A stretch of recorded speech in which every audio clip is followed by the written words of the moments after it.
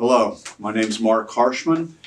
I'm the Poet Laureate of West Virginia, and I'm going to be reading from Ulysses, James Joyce's classic novel, serialized in the Little Review, 1918 to 1920, and published by Sylvia Beach in Paris on February 2nd. Ulysses chronicles the appointments and encounters of the itinerant Leopold Bloom in Dublin over the course of an ordinary day. June 16th, 1904, which day remains celebrated as Bloom's Day throughout the world. The story itself draws parallels throughout to Homer's classic Odysseus, using the Latin title Ulysses.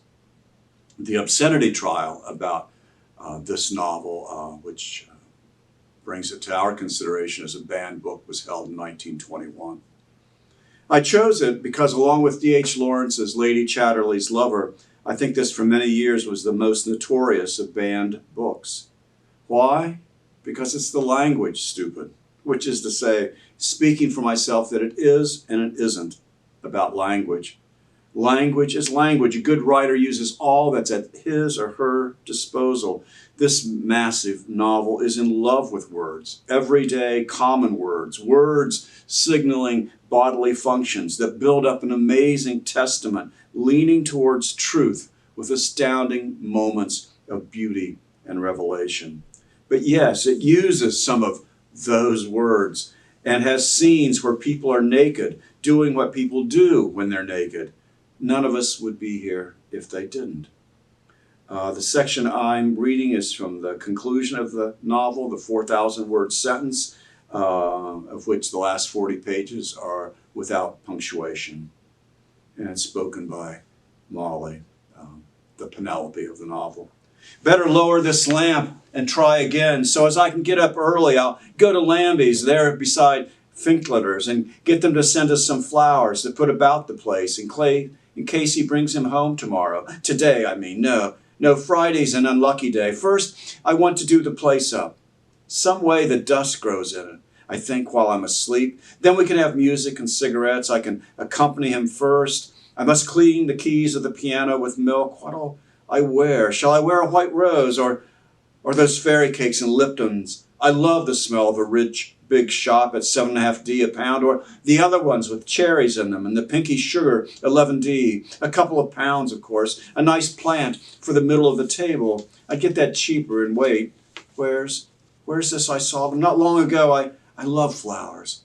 I'd love to have the whole place swimming in roses. God of heaven, there's nothing like nature, the wild mountains, then the sea and the waves rushing, then the beautiful country with fields of oats and wheat and all kinds of things, and all the fine cattle going about. That would do your heart good, to see rivers and lakes and flowers, all sorts of shapes and smells and colors springing up even out of the ditches, primroses and violets. Nature it is, as for them saying there's no God. I wouldn't give a snap of my 2 fingers for all their learning. Why don't they go and create something? I often ask him. Atheists, or whatever they call themselves, go and wash the cobbles off themselves first. Then they go howling for the priest and they dying. And why? Because they're afraid of hell on account of their bad conscience. Ah, yes, I know them well. Who was the first person in the universe before there was anybody that made it all? Who? Ah, that they don't know. Neither do I. So there you are. They might as well try to stop the sun from rising tomorrow.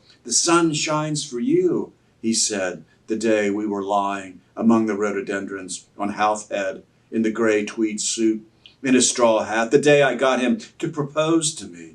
Yes.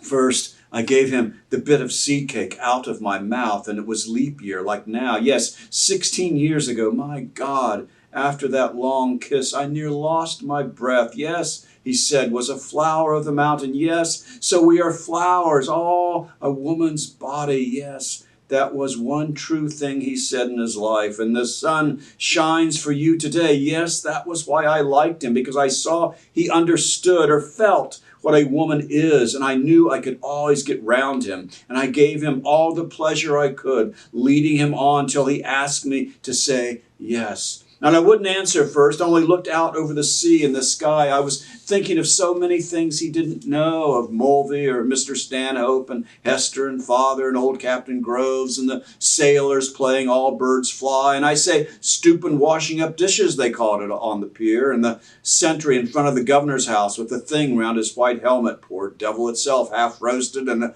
Spanish girls laughing in their shawls and their tall combs, and the auctions in the morning, the Greeks and the Jews and the Arabs and the devil knows who else from all ends of Europe and Duke Street and the fowl market all clucking outside Larby Sharon's, and the poor donkeys slipping half asleep, and the vague fellows in the cloaks asleep in the shade on the steps, and the big wheels of the carts of the bulls, and the old castle thousands of years old, yes, and those handsome Moors, all in white and turbans like kings, asking you to sit down in their little bit of a shop, and Rhonda with the old windows of the posadas, glancing eyes, a lattice hid for her lover to kiss, the iron, and the wine shops half open at night, and the castanets, and the night we missed the boat at Algeciras, the watchman going about serene with his lamp, and oh, that awful deep down torrent, oh, and the sea crimson sometimes like fire, and the glorious sunsets, and the fig trees, and the Alameda gardens, yes, and all the queer little streets, and pink and blue and yellow houses, and the rose gardens, and the jessamine, and geraniums, and cactuses, and Gibraltar as a girl, where I was a flower of the mountain, yes, when I put the rose in my hair like the Andalusian girls used, or shall I wear a red? Yes, and how he kissed me under the Moorish wall, and I thought, well him as another, and then I asked him with my eyes to ask again, yes, and then he asked me, would I, yes, to say, yes, my mountain flower, and first I put my arms around him, yes, and drew him down to me so he could feel my breasts, all perfume, yes, and his heart was going like mad, and yes, I said, yes, I will, yes.